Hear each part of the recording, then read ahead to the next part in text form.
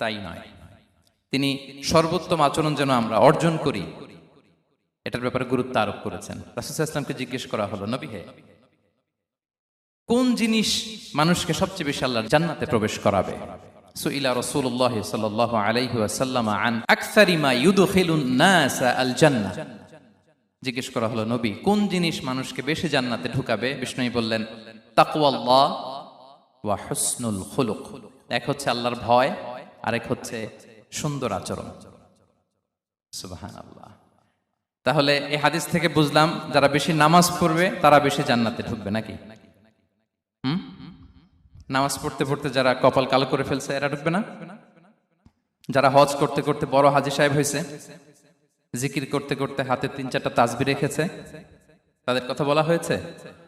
এগুলো নিঃসন্দেহে অনেক বড় আমল, কিন্তু সবচাইতে বেশি জান্নাতে প্রবেশ করাবে